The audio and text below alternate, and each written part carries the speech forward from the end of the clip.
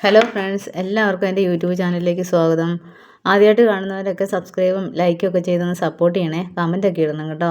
രാവിലെ വേവിക്കാൻ വേണ്ടിയിട്ട് നേരത്തെ എഴുന്നേറ്റ് ചക്ക വെട്ടിയതാണ്. വെഞ്ചേട്ടനാ കേട്ടോ ചക്ക വെട്ടി വെച്ചത്.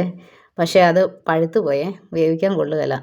പുഴുങ്ങാൻ കൊള്ളുകയില്ലാത്ത പോലെ പുളിരസം ഉണ്ട് കേട്ടോ, പഴുക്കാൻ തുടങ്ങി. നല്ല ചക്ക കേട്ടോ, പഴുത്താലും നല്ല നമ്മുടെ പ്ലാവിൻ്റെ തന്നെയാണ്. അതുകൊണ്ട് മൊത്തത്തിൽ വേറെ കാപ്പിയൊക്കെ ഉണ്ടാക്കേണ്ടി വന്നേ. അന്നേരത്തേനും എൻ്റെ അടുക്കളയിലെ പരിപാടികളൊക്കെ കഴിഞ്ഞു കേട്ടോ. രാവിലെ മോരുകറി, പാവയ്ക്കാത്തോരനും ചെറുപയർ മെഴുക്കുവരട്ടിയും പച്ചമോരും ചിക്കൻ ഫ്രൈയും ചിക്കൻ കറിയും ഒക്കെ രാവിലെ ഉണ്ടാക്കി. ചിക്കനൊക്കെ രാത്രി നമ്മൾ റെഡിയാക്കി വെച്ചിട്ട് രാവിലെ കുക്ക് ചെയ്തെടുത്താൽ മതിയേ.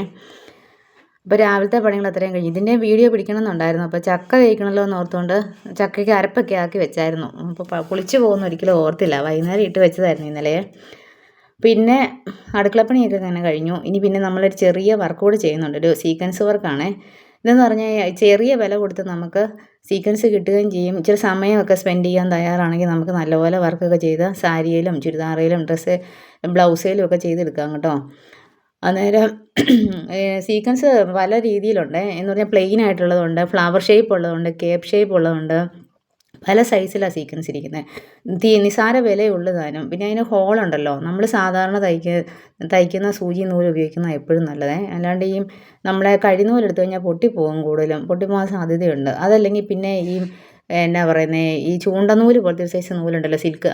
ആ നൂല് സിൽക്കല്ല, ചൂണ്ടനൂല് പോലെ ഇരിക്കുകയും അങ്ങനത്തെ നൂല് അത് മേടിക്കാൻ നല്ലത്. നമ്മൾ ഈ ഓർണമെൻറ്റ്സ് ഒക്കെ ചെയ്യുമ്പോൾ അങ്ങനത്തെ നൂലാണ് ഉപയോഗിക്കുന്നത്. അതാണേലും കുഴപ്പമില്ല. പക്ഷേ ഞാൻ ഈ മിഷൻ സൂചിയുടെ നൂലാണ് ഉപയോഗിക്കുന്നത്. നമ്മൾ തുണിയൊക്കെ തയ്ക്കുന്ന നൂലില്ലേ, ഇതിന് ഹോളുണ്ടല്ലോ. ആ ഹോളിൽ കൂടെ നമ്മൾ സാധാരണ തയ്ക്കുന്ന പോലെ തന്നെ നൂല് കോർത്തേച്ച് സൂചി കോർത്ത് ഇത് ആഡ് ചെയ്ത് അത് നമ്മളൊരു ഔട്ട്ലൈൻ, ഒരു പിക്ചർ വരച്ച് കൊടുത്തിട്ട് അതിൻ്റെ അകത്തോട്ട് നമ്മൾ ആ ഔട്ട്ലൈനിൽ കൂടെ തന്നെ ചെയ്ത് പിന്നെ അതിൻ്റെ അകത്ത് ഇത് ഫില്ല് ചെയ്ത് കൊടുക്കുകയാണ് ചെയ്യുന്നത്. നമ്മുടെ ആ ഒരു സ്റ്റൈലിൽ നമ്മളങ്ങ് ചെയ്ത് പോയാൽ മതിയേ.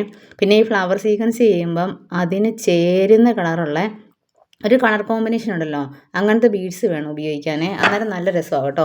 ഇപ്പോൾ ശരിക്കും ഉണ്ടല്ലോ, റെഡ്, വൈറ്റ്, യെല്ലോ, ഗ്രീൻ, അതൊക്കെ നല്ലൊരു രസമാണല്ലോ. റെഡ് എല്ലാ കളറും ഉണ്ട് കേട്ടോ സീക്വൻസൊക്കെ. അതുകൊണ്ട് ഇങ്ങനെ ഈ സിമ്പിളായിട്ട് ഇങ്ങനെ 2-3 എണ്ണമൊക്കെ വെച്ച് ഇങ്ങനെ ചെയ്ത് പല പല സ്ഥലങ്ങളിലൂടെ ഇച്ചിരി ഏകദേശം ഒരേ അകലമൊക്കെ വെച്ച് ചെയ്താൽ നല്ല ഭംഗിയാണ്. പിന്നെ ഞാനിപ്പോൾ ലാസ്റ്റ് കാണിച്ച ഇതുപോലെയാണ് ഞാൻ ആ പീക്കോക്കിന് ചെയ്തേക്കുന്നത്. അതിൻ്റെ റെക്കോർഡാണ് കേട്ടോ. ഞാനതിങ്ങനെ ചുമ്മാ ഇങ്ങനെ ഇരുന്നപ്പോൾ അതൊന്ന് കാണിക്കാമെന്ന് വിചാരിച്ച്. ഇത് ഏകദേശമൊക്കെ ഒത്തിട്ടുള്ളൂ. നമ്മൾ ചുമ്മാ ഇങ്ങനെ വരച്ച് കൊടുത്തിട്ടൊക്കെ ചെയ്യുന്നതാകുമ്പം പല ദിവസം കൊണ്ടൊക്കെ ചെയ്തേ, എന്നാലും ഏകദേശമൊക്കെ ഒത്തെന്ന് വിചാരിക്കുന്നു. ആ നേരത്തേക്കും അപ്പു ടിപ്പുവിനെ പുറത്തൊക്കെ കൊണ്ടുവന്ന് നിർത്തിയേക്കുന്നതാണ് കേട്ടോ. അവന് ഭയങ്കര വിളച്ചിലാണ് ഞങ്ങളവിടെ. അവന് രാത്രി നമ്മൾ തുടലിട്ടല്ല കിടത്തുന്നത്, പക്ഷേ പകൽ രാവിലെ കൊണ്ടുപോയിട്ട് തുടലിട്ടാണ് കൂട്ടി നിർത്തുന്നത്. അവന് നമ്മളോട് മാത്രമേ ഇഷ്ടമുള്ളൂ, അല്ലാണ്ട് എല്ലാവരെയും കടിക്കുകയൊക്കെ ചെയ്യുവേ.